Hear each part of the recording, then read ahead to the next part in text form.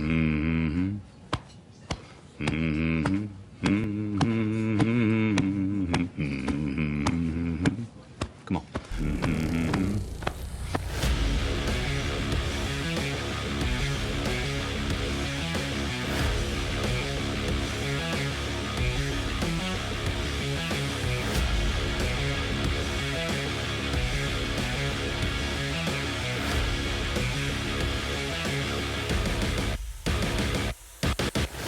Hi, I'm Chuck Whittall with Unicorp. And I'm Alexi Fonseca with Unicorp. And we're here doing this week's episode of Chuck Chat.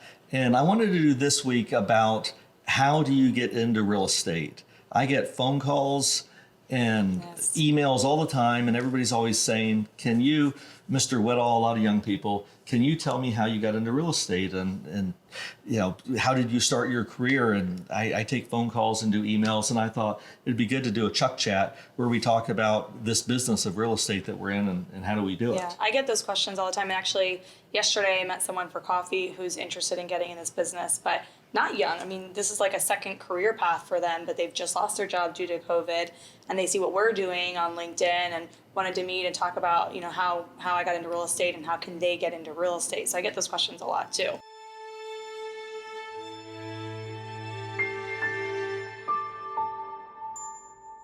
It's not easy. You know, there's a lot of, I didn't formally go to college, but there's a lot of education in real estate. When I look back at my career, you know, I've got my pool license, I got my general contractor's license, I got my real estate salesman's license, and I got my broker's license. So there's been a lot of education, but it really started off simply by, you know, the very first real estate deal I did, I bought a $13,000 home. Bought a $13,000 home, and I went in and ripped out the carpet and got a paintbrush, and I was painting the house, and I was down at the nursery buying plants, putting in plants, and remodeling that house so I could sell it. Right. And I did sell it. I sold it and made not a lot of money, maybe $10,000 off it. But it was my first real estate deal.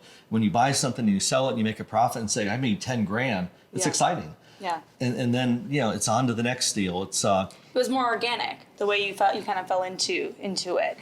Was it intentional? Like, did you intend to get into real estate? You know, when you bought that house? When I was a little boy, when I was in the Boy Scouts, I was 12 or 13 years old, and I think I was 13, and I was getting dropped off for one of my scout meetings, and this guy had this silver Mercedes up front, and I looked at that car and I said, wow, that's a really cool car. How do you get a car like that? And I remember the guy said, get into real estate.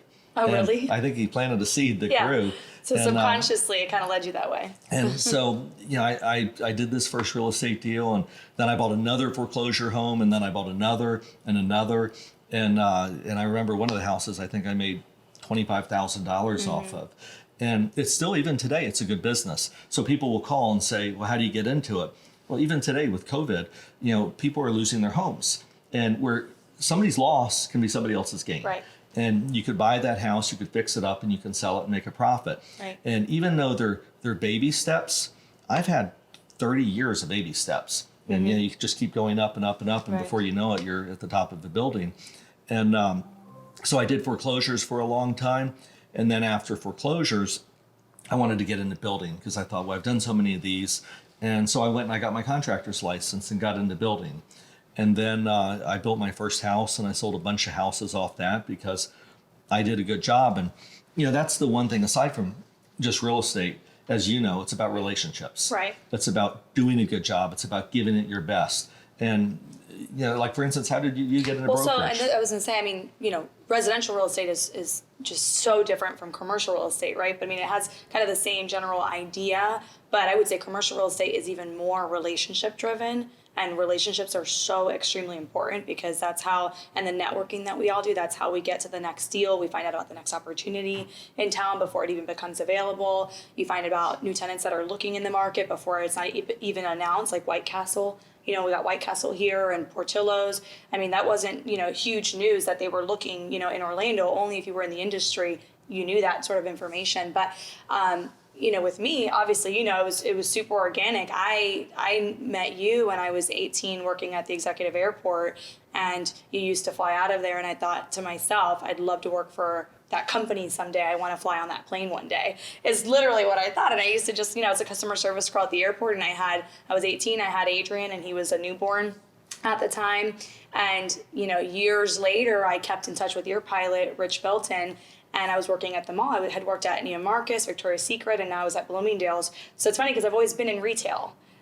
With not really thinking too much about it, and that would lead me into the career that I'm going into now. But Rich called and said, hey kid, he's like, they're hiring over at Unicorp if you want a job. And I really wanted a mom job because I had just had Isabella. She was only a year old, and mom hours are really hard hours. And so when I joined Unicorp, it was not about getting in development or commercial real estate. I didn't know what I was really getting into. I just wanted a mom job. I wanted office hours. And, I got that job, and it led into learning all about development. And then from development, getting into project management when we started going down to Miami for the Walgreens and Wawas. And then I got my real estate license, and luckily Amy, had me help her lease out West Side Shops. And that's when I knew. And I had been with the company at that point 8 years. So I'd been in development with you for 8 years, but the real estate side of it, and commercial real estate and being in brokerage really had not landed in my lap until 4 or 5 years ago. And I remember the first time I did a deal, and it was the nail salon at West Side Shops, and we got it done in 2 weeks. I thought, oh my gosh, I want to do this the rest of my life. I was like, it was so much fun to me, and to talk to business owners and to help them create, their business idea and sign a lease, and how excited they are about, their future.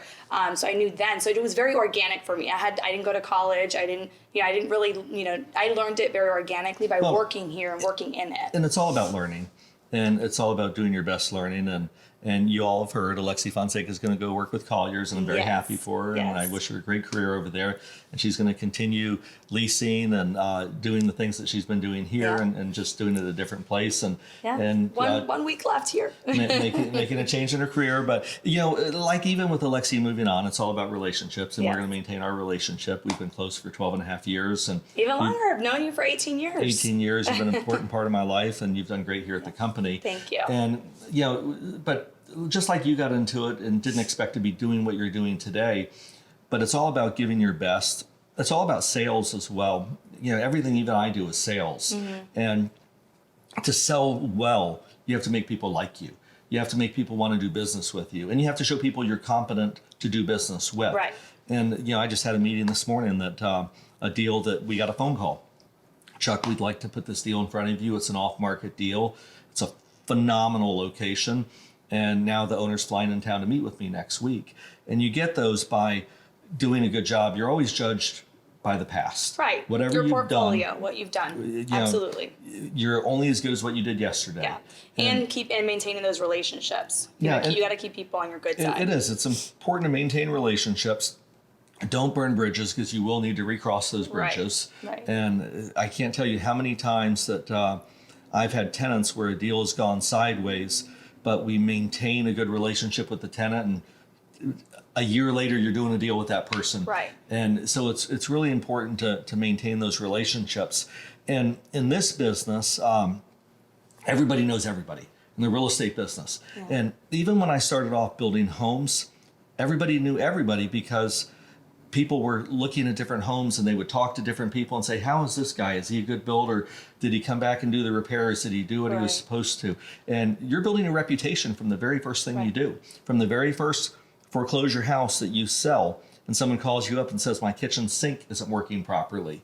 It's whether you come back and you take care of that, and they say, wow, he was a good guy. So when you do the next one, and someone says, do you have any references? Say, yeah, I can tell you about Miss Smith I sold the last house to. Right. And you really have to build your reputation from the ground up. And I just read something from Warren Buffett yesterday, who said you can spend a lifetime building a reputation, and you can destroy it in 5 minutes. And so that's true. You got to think about Absolutely. that. You're as good as what you did yesterday. Right. And this market, Orlando, I mean, we build throughout the U.S. really, but if you look at the market that we're mainly in, which is Central Florida, it's a big it's a big industry, commercial real estate, but it's a small market, and so everybody's connected and interconnected. So you have to treat every person right, because that person's connected to somebody else who you may need for the next deal. And even though Central Florida is a big area, it's small because everybody knows everybody. Exactly. I mean, everyone's connected. And then it's even national. Yeah. You know, when we go to ICSC, everybody knows everybody across the United States because our business, as big as retail is, it's a small business of the players who really make it happen. Right. So everybody knows everybody. But kind of going back a little further, you know, like I said, people ask me all the time, well, how do you get this? So I did foreclosure homes, and then I built custom homes. And then I decided I wanted to get out of that business because the home building business is an emotional business. You buy your house and it's very personal to you. Yes. And you're dealing with people's marriage problems and they fight over a kitchen, and you're involved in people's lives when you're building houses. You know, is this the right room for their kids? Is the family room big enough? Right. And you know, then And you were custom home building. I was so that's what custom you were home dealing with building, that. and you know, if a wife had a fight with her husband and she'd come out to the job, she'd tell you, I don't like that guy. I don't even know why we're building this house. And I was like, I would hear everybody's stories because I had 20 houses going at a time. Right. And the things that I would come across and hear, I was like, oh my gosh, I don't want to do this forever. Right. It was a good business, but I realized I wanted to get out of the home building business and get into a non-emotional business. And I thought commercial real estate was non-emotional. It's kind of emotional sometimes because I just had a phone call where I had to scream at someone who's not Right. paying us Right. and should be paying us.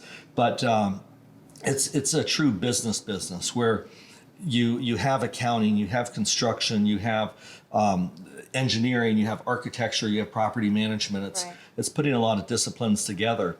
But the way I got started in this business was, once again, I decided I'm leaving home building, so I'm going to go get my real estate sales license. And I spent a few weeks going through the course, Right. and I had it. And 1 year to the day later, I got my broker's license. But during that time, I learned a lot about this business. I drove around the entire market. I would call every single sign that had a phone number on it. And just to get educated, I would drive literally Lake Mary, Winter Park, Altamont, Kissimmee, calling every sign there was saying, how much is your property? It's for lease. It's a ground lease. Well, how much is the ground lease? And I would Right. get that number. Oh, it's for sale. Then I would make relationships with tenants. Are you interested in being in the Central Florida market? Oh, I know of a property because I remember this one in Winter Park. Right. And I started making deals with my salesman's and broker's license, putting buyers and sellers together and putting tenants on land. Right.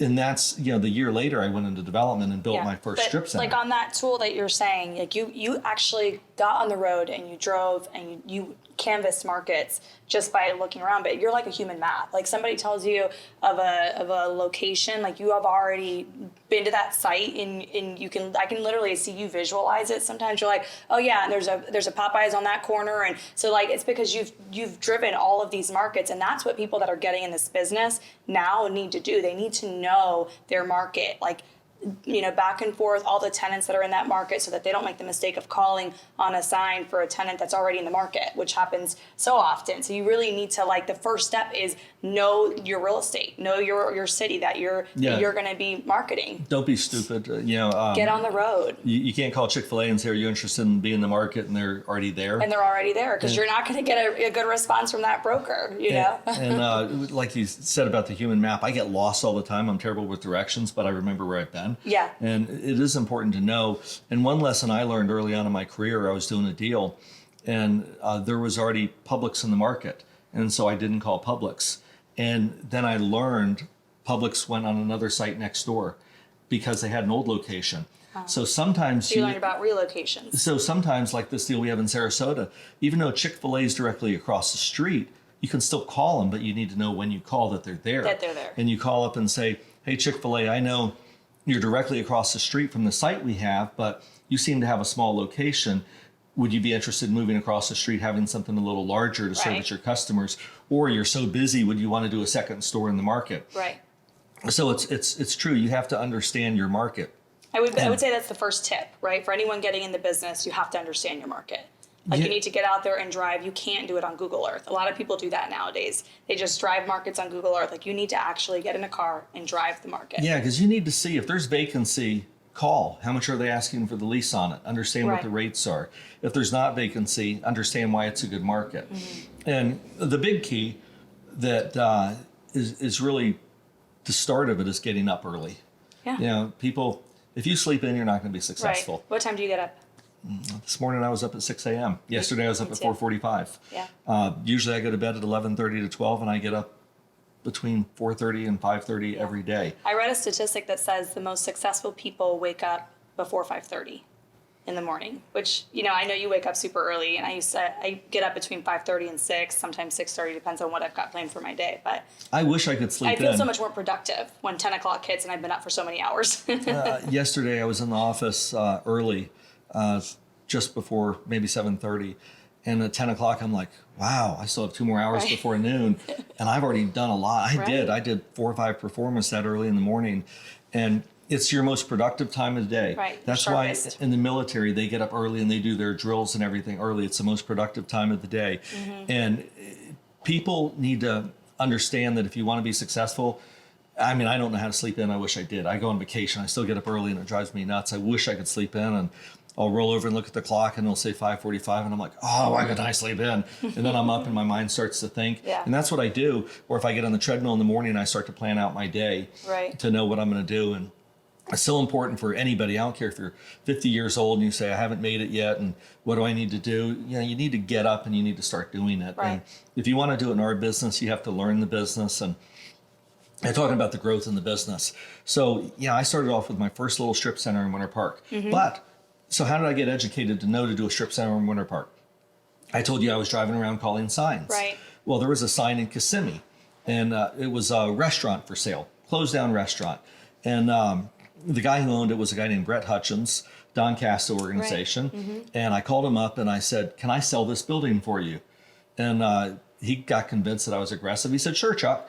And I went and found him a buyer, Sam Seltzer's Steakhouse, and made, I can't remember, $50-something thousand commission on it. Well, I got to know Brett pretty well, and I was getting interested in the business because I had not developed yet. And he told me he was buying the Winter Park Mall, and it was the old Winter Park Mall that needed to be demolished.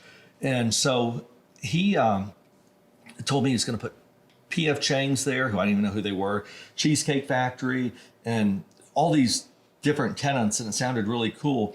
And I thought, wow, he's going to reshape, the Winter Park And that's where strip you grew there. up. And I grew up there. So what I do, I got my car and I drove to Winter Park, and there was a Hertz rental car. And it was on the corner of Gay Street and 1792. And I called him and I said, do you guys want to sell this property? And they said, yeah, actually we do. And they were selling it for like $400,000. And I bought it and I built my first strip center on it. And then I went and wrote a contract to buy the piece of property across the street. It was a cafeteria, the old, they used to have the Morrison's cafeterias. And they poured the slab and they abandoned it. And I called the guy who owned the shopping center, the Kmart, and I said, do you want to sell it? And he said, yeah, I'll sell it for $1 million. And I said, okay. So I put down $50,000. Did you have $1 million at the time? No, I am close to it. And so I wrote a contract for $1 million, but I did have $250,000. That's what I built up to that point in my career. 20 years ago, I had $250,000. Wow. And so I put down $50,000, and I didn't have the means to close on this $1 million deal. So I went and I found a buyer for it, and it was Hops Brewery, and they don't exist anymore. But so I set up the closing date that Hops would close the same day that I was supposed to close. So I had the seller in one room at my attorney's office, and I had the buyer in another room, and I was in the third room. And so we all closed at the same time, and I made $250,000 in one day. That's great. And neither one of them knew that I was in the middle of a transaction, and who the buyer was. And so I did that, and then I wrote a contract to buy the Cheek to Cheek Lounge for $2 million, I think it was. And I made a deal with Eckerd to put Eckerd Drug on that corner. And then I bought the Hardee's next door, Hardee's restaurant. And so I developed all these properties out in, a year. But all because you knew that Brett Hutchens was redeveloping or doing that Winter Park Mall. And I knew, so that was intel that you had by the connections you had. And I knew from driving around, getting to know people. And the funny thing, years later, I ended up buying a shopping center from Brett that we own at Lakewood Ranch. Oh, okay. The Walmart Center. They ran into some tough times, and I was actually the buyer and bought from them. But Brett will tell you the story today, and a lot of people in our real estate business know the CASTO organization. Brett will tell you today I made more money off the Winter Park Mall than he did because I went and bought everything across the street. Yeah. And but that's how I started. Little deals. And then I did another one and another one. Right. And the little deals started to add up. And then I made the relationship with Eckerd and started doing a bunch of Eckerd drugs. And then they sold and I made a relationship with Walgreens. And during that time, selling the drugstores, I would reinvest the money into a little bit bigger strip center and then a little bit bigger. And then I met a guy, I can't remember how I met him, but named Jock Spears. And Jock was a nice guy, a really rich guy, old guy. And I came across the property on Sand Lake Road where the Fountains is, which was my first big deal. It was a $20+ million deal. And I had to put $5 million down. And the Fountains, for anybody listening, this is Sand Lake Road, Restaurant Row. Was it Restaurant Row at the time? No, at that time, Sand Lake Road, where the Fountains was, where the Publix is across the street, and where our office, Delagio, is, were all orange groves. Really? Okay. And so the only thing here... Because now it's like the famous Restaurant Row. Yeah. That people know in Orlando. And the only thing here was the marketplace. And so I wanted to buy it, but in order to do this deal, it was going to take $5 million, and I didn't have that. And Jock Spears, who I met through, I can't remember, I met him somehow, but he liked me and he knew I was a hard worker. And I asked him to invest $5 million with me and 50-50 partner. And he did.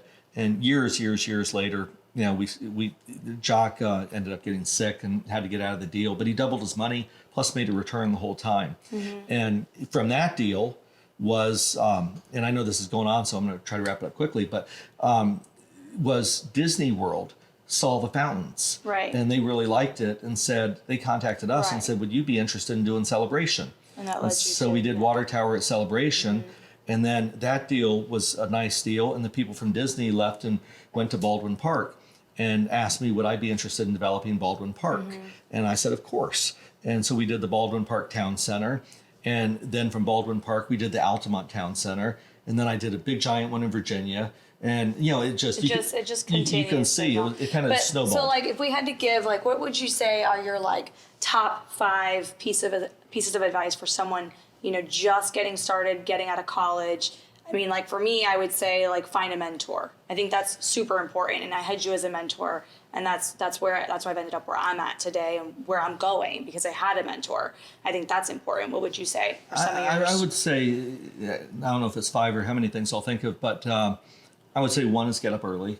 Right. 2 is get educated in 2 ways. I would get educated by driving markets, but get educated going to real estate school. You hear stories in the real estate school that I just enjoyed my time in the class. Right. The instructor would tell great stories. So, you know, get your license. You can do podcasts. That's another way of educating Listen to yourself. podcasts. You can do webinars. Do an internship. We Right. intern people here all the time, and after they've interned here, they've decided, wow, I want to be in the real estate business. Yeah. And then I would say make connections, get to know people, show up at events, show up at networking, get to know people, become a common face, Yep. and be competent. Make sure you know what you're talking about. Right. Yeah, I think 100%, like, my number one tool for me and what makes me successful at what I do is networking. 100%. I mean, you got to network. You've got to be friends with everybody. You've got to have those relationships. Call regularly and keep in touch with people. Take them out for coffee. Take them out for lunch. Plan happy hour events or networking events that brings, you know, all the different people, tenants and brokers and landlords and developers all together. Because if you're that key person bringing people together, and when they have something new, they come to you with that. So I think that's super duper important. And one thing you do, one thing I do, one thing I've learned, and I taught myself this, but if you want to be successful, do what successful people do. Be around successful people. Yeah. If you see someone doing something and they're successful, pay attention to what is that person doing and why is that person successful. And so if you're around successful people and you mimic successful people, you'll be successful. And it's true the other way too. If you're around people who aren't successful, people who aren't doing things with their life, you probably won't as well. So hang around people and do the things that you see people doing in which you want to do. Right. And you know, there's that old saying, think and grow rich, and really think about it, make relationships, do those things, and you'll be successful. Yeah. As a matter of fact, I want to do a series coming up of podcasts called Winning. And I'm going to bring people in, like I talked to my friend John Morgan last night. He's the #1 personal injury attorney in probably the world.